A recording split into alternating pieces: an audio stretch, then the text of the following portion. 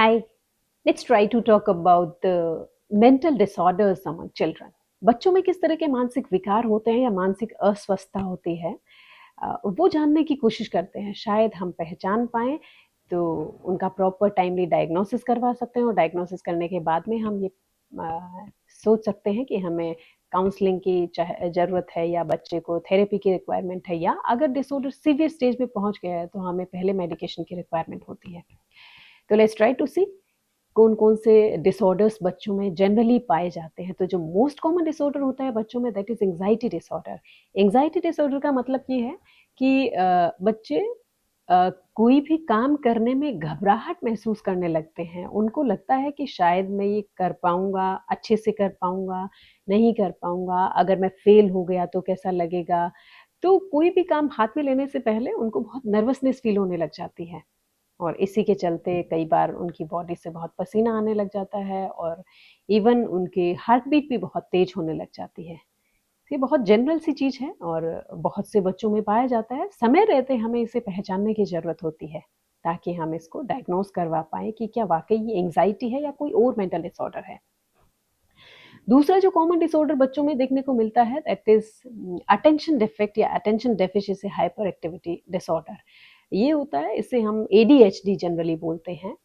इसमें बच्चे का कंसंट्रेशन पुअर हो जाता है, बट बच्चे का अटेंशन पुअर हो जाता है। बच्चा किसी चीज़ में फ़ोकस नहीं रह पाता है, फुल अटेंशन नहीं दे पाता है, चाहे वो पढ़ाई हो या कोई और एक्टिविटी हो, उसका गेम्स हो या कोई भी काम करता है उसमें फुल कंसंट्रेट और फुल अटेंशन नहीं दे पाता है वो। वो बहुत जल्दी ऊब जाता है कोई भी काम करते हुए। बहुत जल्दी वो बोर फ़ील करने लग जाता है, उसे लगता है कि नहीं कुछ अलग, कुछ नया, ये नहीं, ये ठीक नहीं है, और इतना ज़्यादा एक्टिव हो जाता है कि उसे लगता है कि मैं बहुत कुछ कर सकता हूँ, बस मेरी एनर्जी कहीं चैनलाइज़ नहीं हो पा रही है। बच्चा रियलाइज़ कर सकता है लेकिन बच्चा बता नहीं पाता है। तो हमें ये समझने की ज़रूरत होती है कि इस तरह के बच्चों को हमें बहुत ही सहजतापूर्वक हमें उनसे डील करना चाहिए, और हमें अगर ये हम रिकॉग्नाइज़ कर लेते हैं कि हाँ, बच्चे में ये प्रॉब्लम है, तो हमें उसकी एनर्जी को प्रॉपर चैनलाइज़ कर देना चाहिए, ताकि बच्चे को जिस चीज़ में इंटरेस्ट है, वो उसी में अपनी एनर्जी फुल अपने एफर्ट्स डिवोट करे। तो शायद हम उसकी मदद कर सकते हैं। और इसके अलावा जो डिसऑर्डर्स बच्चों में पाए जाते हैं, जो बहुत ही कॉमन है, दैट इज़ ईटिंग डिसऑर्डर। एक तो बच्चे टाइमली खाना नहीं खाते हैं, शायद वो हमारी ही गलती होती है कि हमारा आजकल एनवायरनमेंट और कल्चर ही ऐसा हो गया है कि हम शायद कहीं न कहीं पेरेंट्स का लैकिंग होता है, आई वुड से दैट।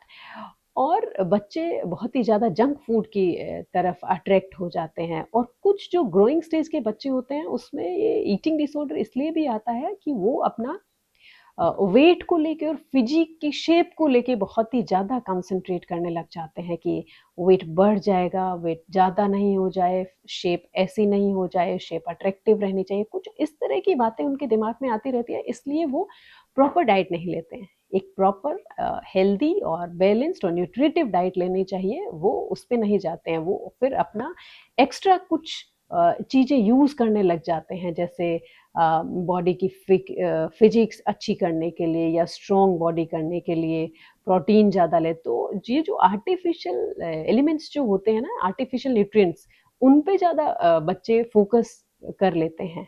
तो इसकी वजह से उनका जो नेचुरल बैलेंस डाइट होता है, वो सिस्टम गड़बड़ हो जाता है, और ये बहुत ही कॉमन चीज़ है जो बच्चों में देखने को हमें मिलती है। इसके अलावा बच्चों में और डिसऑर्डर्स जो देखने को मिलते हैं, वो होते हैं लर्निंग और कम्युनिकेशन डिसऑर्डर। मीन्स वो प्रॉपर तरीके से अपनी बात रख नहीं पाते हैं, अपनी बात शेयर नहीं कर पाते हैं, या जो उन्हें स्कूल या में सिखाया जाता है, पढ़ाया जाता है, उसको प्रॉपर तरीके से समझ नहीं पाते हैं या उसको यूज़ नहीं कर पाते हैं अपनी लाइफ में। तो इस चीज़ की जो लैकिंग है ना, कि वो अपने पूरे जितना भी उन्होंने सीखा है, वो इन्फॉर्मेशन वो स्टोर नहीं कर पा रहे हैं, वो इन्फॉर्मेशन को प्रॉपर रिकॉल नहीं कर पा रहे हैं, यूज़ नहीं कर पा रहे हैं, भूलने की आदत होने लग जाती है उन्हें। ये this type of disorders are known as learning and communication disorders, कि बच्चे के और फिर जब उनके पास प्रॉपर इन्फॉर्मेशन नहीं रह पाती है और वो रिकॉल नहीं कर पाते, तो उनको बोलने में भी दिक्कत होने लग जाती है। कि वो अपनी बात अच्छे से किसी के सामने रख नहीं पाते हैं, एक्सप्रेस नहीं कर पाते हैं, समझा नहीं पाते हैं। अदर देन दैट और डिसऑर्डर जो बच्चों में होते हैं, that is affective disorder, that means mood disorder. बहुत ही जल्दी बच्चों का मूड स्विंग होने लग जाता है कि बहुत बच्चे बहुत इम्पेशेंट हो जाते हैं और जल्दी-जल्दी उनका मूड चेंज होने लग जाता है सिचुएशंस को देख के। कभी बहुत ज़्यादा गुस्सा आ गया है, कभी बहुत ज़्यादा ओवरव्हेलम हो गए हैं, बहुत ज़्यादा एक्साइट फील करने लग जाते हैं। तो these type of problems are considered as affective disorder या मूड डिसऑर्डर्स। बच्चों का जो मूड है वो प्रॉपर रेगुलराइज़ नहीं होता है, प्रॉपर तरीके से नहीं, उनका बहुत फ्रीक्वेंटली मूड चेंज होता रहता है। और सबसे जो मुझे लगता है कि गलत होता, वैसे तो सभी डिसऑर्डर्स नहीं होने चाहिए, लेकिन इससे भी भयंकर जो मुझे लगता है दैट इज़ स्किज़ोफ्रेनिया। जो स्किज़ोफ्रेनिया होता है उसमें बच्चे का थॉट्स और परसेप्शन का वे ही चेंज हो जाता है। उसका सोचने समझने की शक्ति है वो कहीं गलत डायरेक्शन में जाने लग जाती है। बच्चे के थॉट्स का प्रॉपर डेवलपमेंट नहीं होता है, बच्चे का परसेप्शन चेंज होने लग जाता है, किसी भी चीज़ के बारे में देखना या सोचना या समझना वो गलत तरीके से करने लग जाता है। और ये मतलब जो रियलिटी है उससे बहुत दूर उनकी सोच जाने लग जाती है।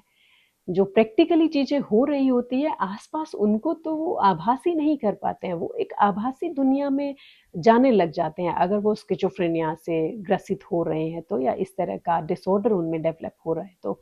उनकी सोच, उनके परसेप्शन रियलिटी से दूर होने लग जाती है।